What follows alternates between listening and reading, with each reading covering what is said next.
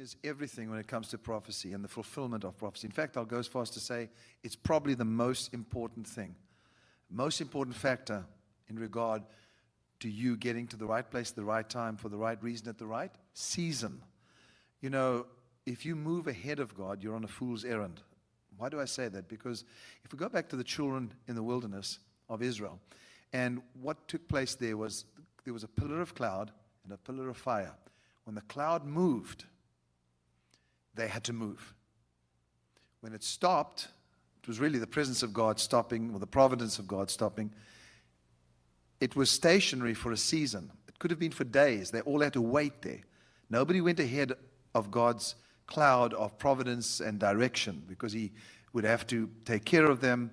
And there's a reason why it stopped and was stationary for a while. So it is with you. God had given the children of Israel a word from him. And that word was that he was going to take them to possess land. Now, obviously, God had a timing to that. He'd spoken to Abraham many, many years before and said to him, after 400 years, now remember, there's a time he's placed on that. So when they were in the wilderness, you've got to understand, they were at God's pace and timing. Now, what happened was the cloud would move, they would move. Maybe they just had dinner and they slept, and 4 o'clock in the morning, somebody would shout, the cloud is moving, let's get going. They'd have to get up, wash, and follow the cloud. That's the reality of it. We have a cloud. When God, a pillar of fire and a cloud that leads us, if I could use that so loosely, when God gives us a prophetic word, that's what you got to keep your eye on, is the cloud of God's direction and providence. Is it tarrying? If it does, then you tarry until it moves. That's important to know. So God was on a timeline, an agenda. So when they stopped, there was a reason for him stopping. And when they moved, there was a reason, because he was pacing them. And here came a problem. The Amalekites attacked the children of Israel from the back. So everybody that was old, that was weak, that was sickly, that were in the end of the line, so to speak, when they were traveling, they were attacked. Now, God got upset about this because it wasn't on his agenda, wasn't on his program for the Amalekites to stop the journey. So what happened, and we'll deal with spiritual warfare in regard to your timing as well, is that when it's an attack from the enemy, it's specifically to get you out of time so that you'll be out of rhythm and pace with God's agenda and your destiny. And that's what happened with the Amalekites. They got Israel, or they caused Israel, I should rather say, to stop, take up arms, and have to fight. And as you know, Aaron and Hur held up the arms of Moses, because when Moses dropped, because Moses' arms were up like this, and that speaks of spiritual leadership, which is very important as well, that you are covered and protected by good spiritual leadership, not controlling freaks, but good spiritual leadership. That the arms are up in the battle so that you can win. If the arms are down, listen to me, in the battle, that means you're going to lose. So it's very important to connect spiritual leadership to the prophetic word that you have, or the promise, or the destiny that's been given to you in your life. That there are those that cover you, like I do on a Sunday morning. When I pray for the thousands that write in, I only pray for the 2,500 at this point that send their prayer requests. I don't pray for anybody outside of that on a Sunday morning. That means each and every one of you that post your prayer requests on a Sunday morning, you have me praying for you, and my arms are being upheld by my team and by you that love me. That's important. So that was outside of God's agenda, or if you wish, he probably knew about it in his great sovereignty, but let's just assume that God didn't plan for the Amalekites to attack them. They had to stop their journey, which means they'd have to catch up and move on so they could get back with God's timing. When you have an attack against you and there's spiritual warfare coming against you, you've got to realize that it's trying to stop you to get you out of God's timing. And when that happens, don't spend a lot of time trying to overcome your enemy, because that's a battle that needs to be very swift and very quick. Get it out the way. Don't spend hours, years, months struggling with that battle. Kim, how do I do that? Well, he who overcomes. A lot of times the enemy lies to you and tells you you are useless because you never overcame this problem in your life, maybe rejection, bitterness, or whatever it is that came against you. And you've got to understand, if you labor at that place, you're losing momentum. That's what I feel about timing, and I think that may have helped you quite a bit. What do you think? Very good. And I was also thinking, Kim, about especially when Sunil's up here and he's talking about the prophecies that have been given, and we're looking at signs, and we relate what's going on in the world today and what you've prophesied by the signs that are in the prophecies and the timing of God with those prophecies. And so maybe you can elaborate a little bit on, for instance, the Osama bin Laden prophecy you got way back, and you mentioned the palace. Okay. And we knew then when we looked at that prophecy and he was killed. It's a great question. Okay. Very good question. Okay. Signposts. When you're on a journey and you're on a highway, for instance, how are you going to know? They're telling you how many miles you are to your destiny, what exit to take. You have navigational systems today that can tell you the exact time you're going to get there. That's how brilliant it is. Well, God has signposts as well, or signals, if you wish, to point out something. And a lot of times these are hidden. These are codes. And that's why code breakers are so important, because it's decoding, if you wish, so that you can get to understand. The Osama bin Laden prophecy is very, very accurate, very clear, and spoke about a palace that I could see as I leaned a certain way. And then I had the city of Faiz al-Abad, which came to me. Well, at the time, he was not in Pakistan at all. And it was actually a joke to some when I said that he's going to be captured there. Well, he was. But it was about the same time, in fact, as the wedding of Prince William and Kate, which was at the Royal Palace. Right. And so to connect those dots would have taken some genius. Even we weren't absolutely sure of it, but at least we knew that he would get captured because God spoke about it. There were also other signals that came at the time. And so that leads you to understand what's happening in the world. What was prophesied about around that time? What would be happening? Well, there were prophecies saying certain things would be happening at the capture or the death of Osama bin Laden. Then you've got to look at those and say, okay, now that this has happened, what's going to take place? The leader or the president of Venezuela has just died. And I don't know when you'll watch this, but there were prophecies relating long before that to that death and what would take place after that. So the important thing is not that he was accurate in saying, oh, the Venezuela leader is going to die. We knew he was going to die sometime. But the Lord said, when that happens, there'll be a breakthrough that will take place. So these are all signals. Let's talk about the earthquake.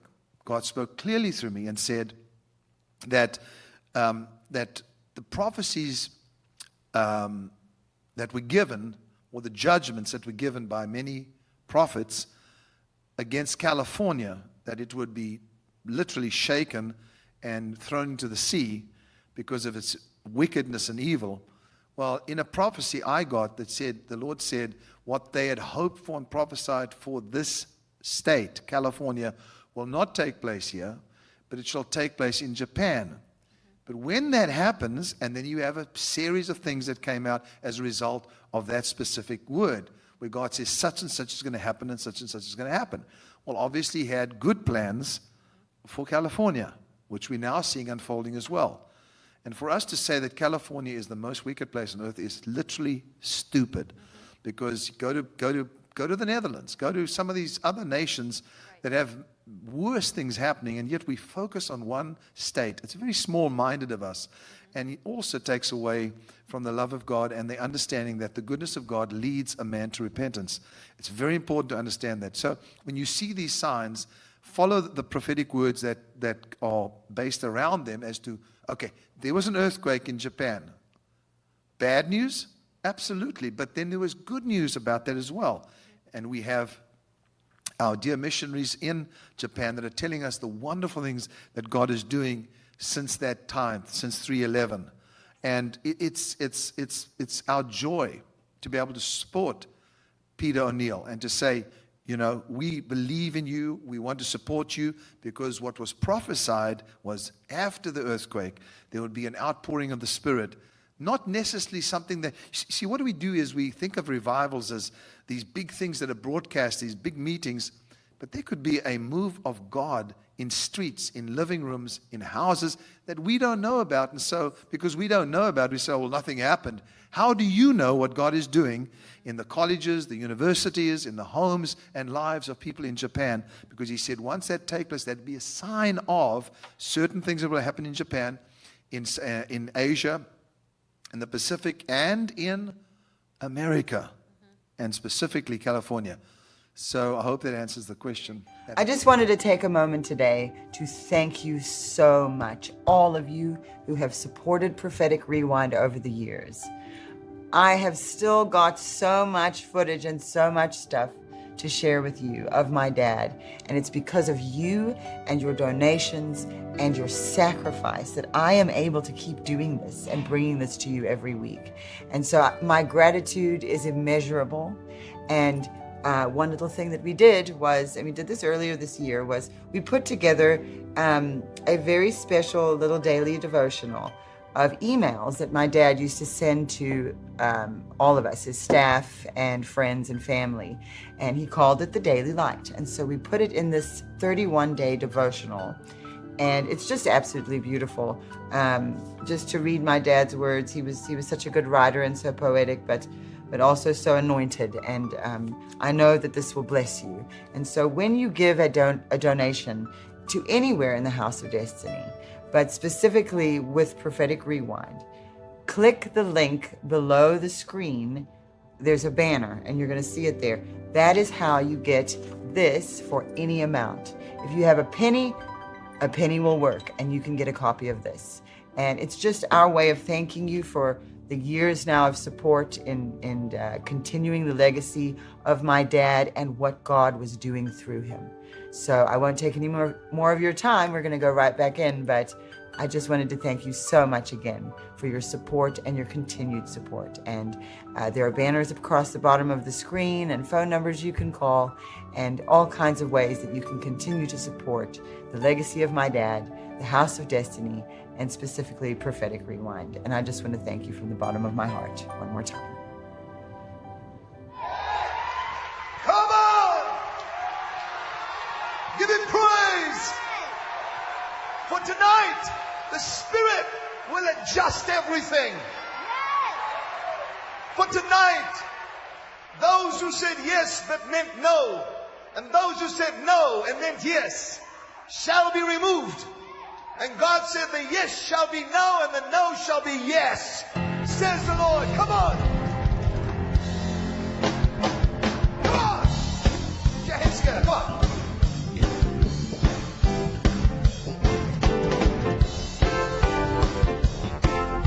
Okay, come on. I want you to celebrate.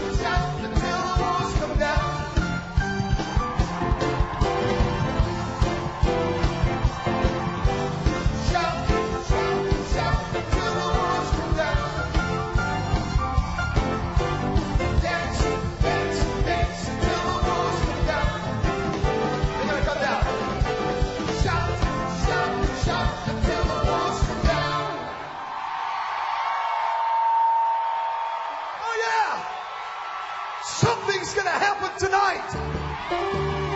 1, 2, 3, 4. Yeah.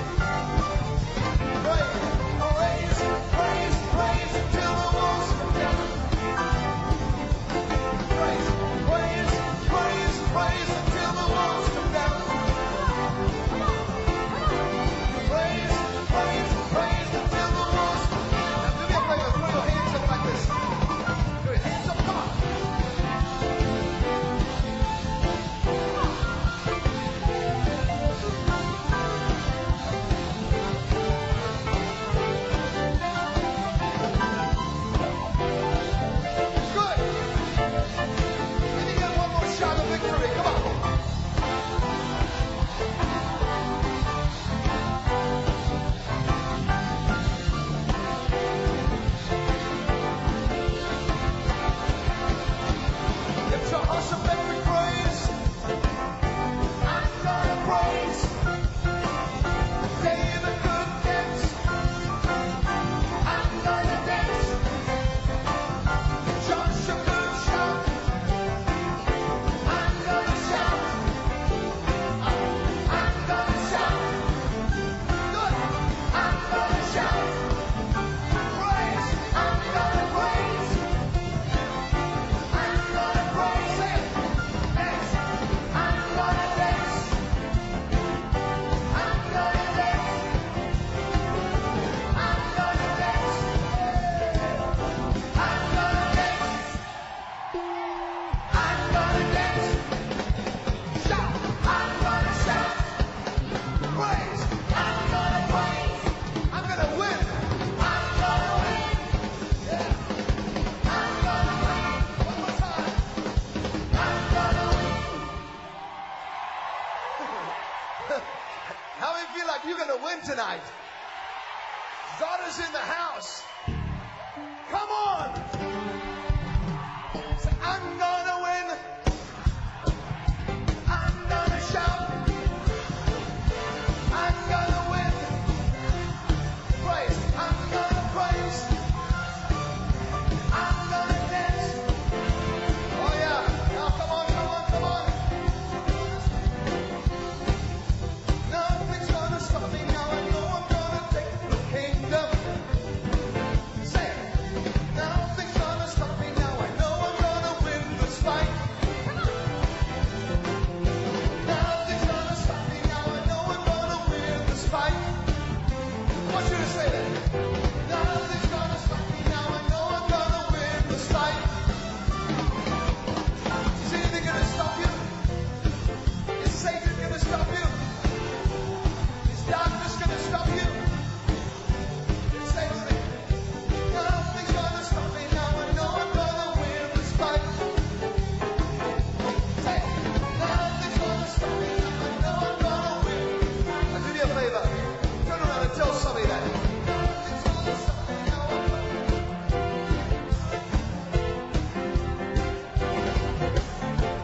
I want you to do something.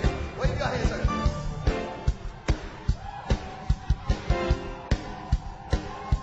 I really feel good tonight.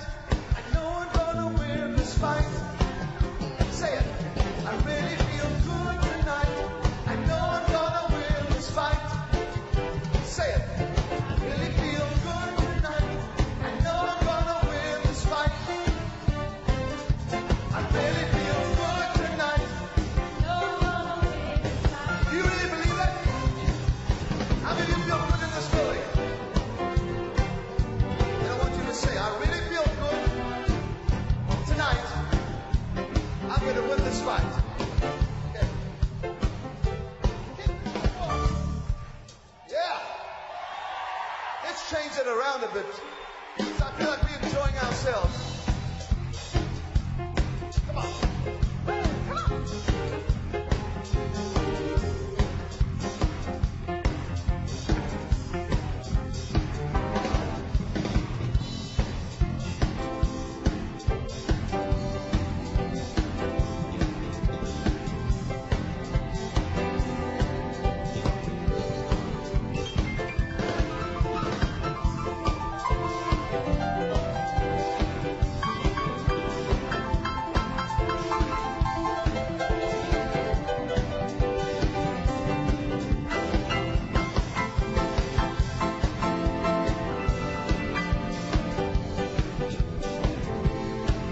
I want you to sing out with me.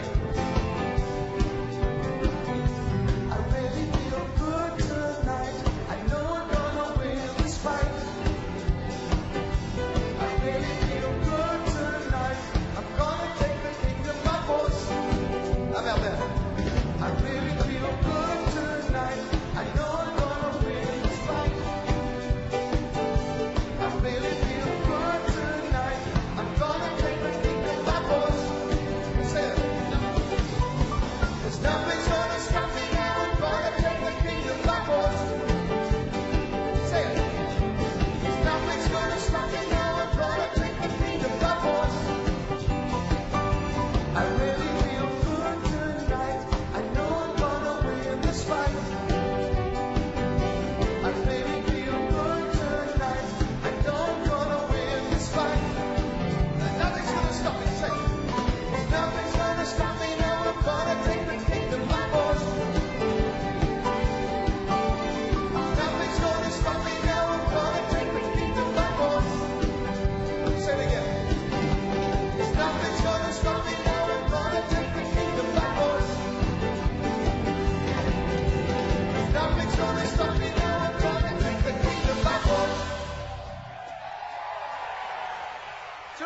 tell somebody, I really feel good tonight.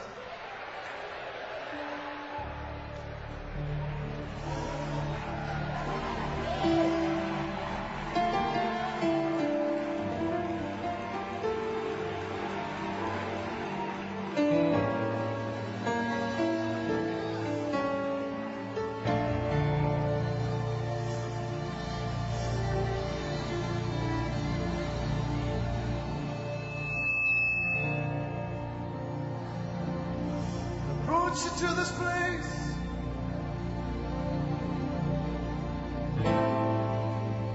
This holy, holy place.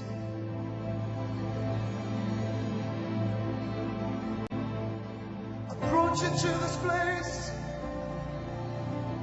This holy, holy place.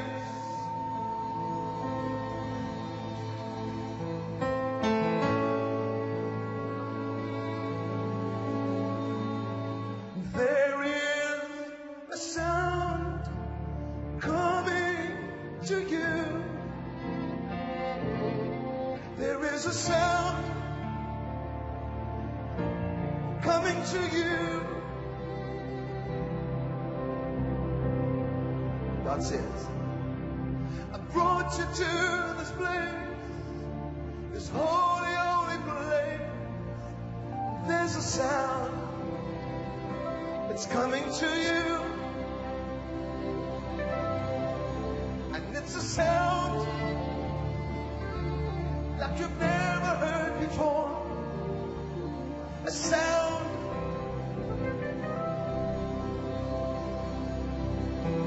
God says, and you've watched her, they have tried to steal away from you the very things I have promised you.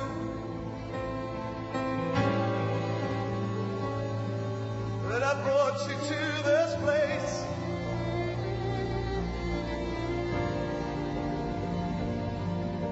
I brought you to this place that you may see my grace. There's a sound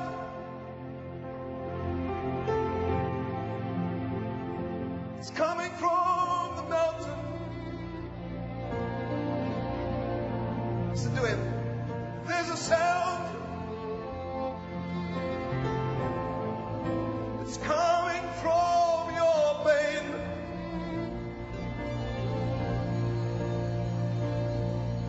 From the north to the south, to the east to the west.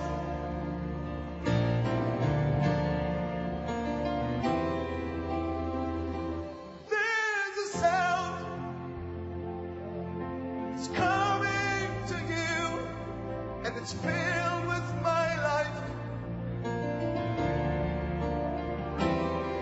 There's a sword that I placed in your hand, and tonight I will sever, and I will destroy the powers of the horse that try to drive you away. I will bring them down, and I will drive them away, and I will bring them down. Not tomorrow, not tomorrow, next week, but today.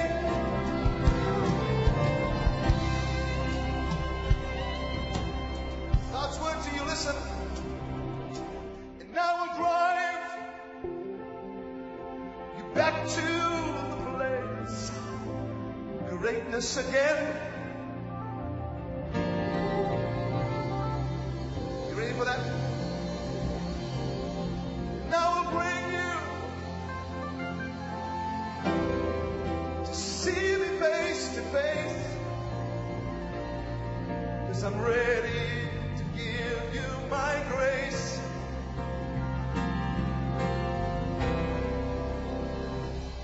Lift your voice.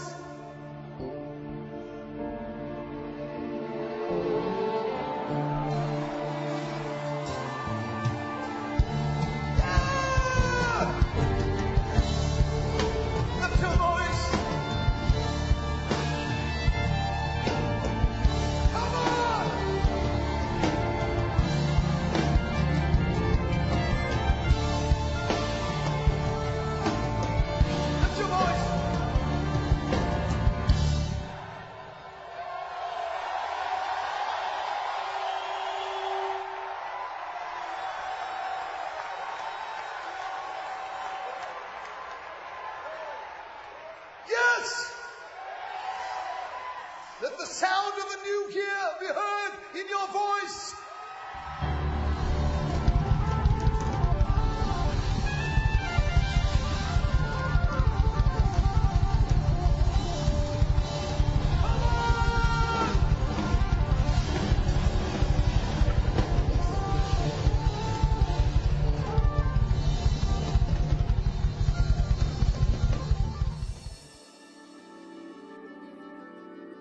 You know what I love about the prophetic is you get so close to the heart of God.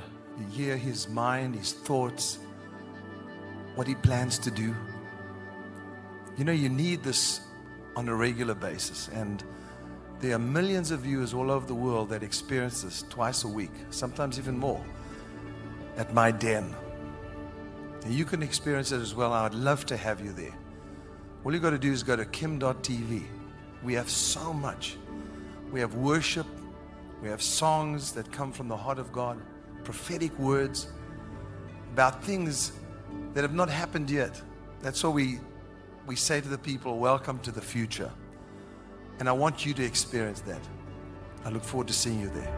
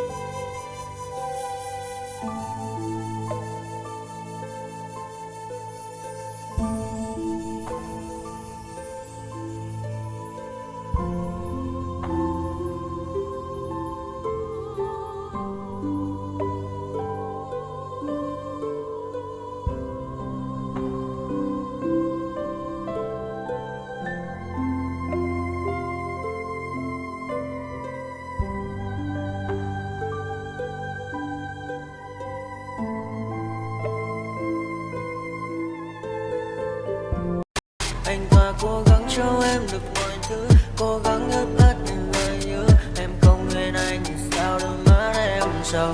Vì giờ anh đã quên rồi, em đã quên rồi. Dòng tin nhắn anh quên rồi, em đã quên rồi. Mình chẳng còn gì nữa rồi, còn gì nữa đâu. Quên rồi, em quên rồi. Giờ chỉ còn là những vấn vương. Em mang cho anh bao nhiêu tiền ở gần đường. Giờ chỉ là những cô đơn lang thang một chiều vắng. Giờ chỉ là những cơn mưa say trong một chiều nắng. Nắng vàng nhẹ rơi trên đôi mắt em. Nắng vàng nhẹ bay qua đôi mắt em. Đôi gà mà im trong cơn gió hay qua. Nắng nhẹ nhàng hôn lên đôi mắt em.